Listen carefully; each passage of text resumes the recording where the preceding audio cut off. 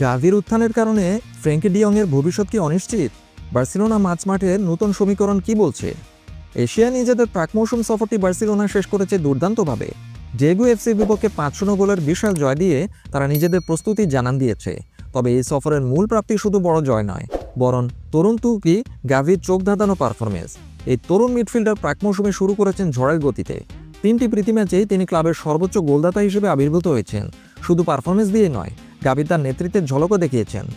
যখন Marc Andre টের স্টেগেনের অধিনায়কত্ব কেড়ে নেওয়ার গুঞ্জন চলছে চারপাশে, তখন সম্ভাব্য নতুন অধিনায়ক হিসেবেও তার নাম উঠে এসছে। ফ্র্যাঙ্কি ডিয়ংয়ের জন্য অশনি সংকেত।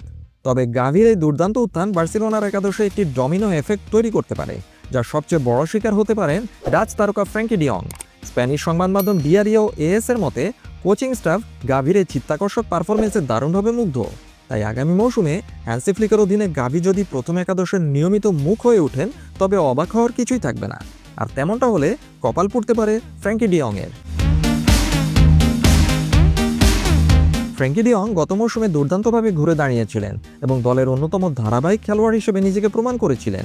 কিন্তু গাভির এই উত্থানের ফলে কোচ হ্যান্সি ফ্লিক হয়তো ডিয়ংয়ের জায়গায় গাভি এবং পেদ্রিকে নিয়েই মাঝমাঠ সাজাতে বেশি আগ্রহী হতে পারেন। বিষয়টি বেশ চমকপ্রদ মোড় নিতে পারে, কারণ ডিয়ং যখন ক্লাবের সাথে একটি নতুন দীর্ঘমেয়াদী চুক্তি স্বাক্ষর করার দ্বারপ্রান্তে, ঠিক তখনই তার জায়গা হারানোর এই গুঞ্জন শুরু হয়েছে। তাই আগামী গুরুত্বপূর্ণ মৌসুমের জন্য বার্সেলোনা যখন প্রস্তুতি নিচ্ছে, তখন দলের মাঝমাঠের এই লড়াই কোন দিকে মোড় নেয় তা দেখার জন্য ফুটবল বিশ্বকে অপেক্ষা করতে হবে আরও কিছুদিন।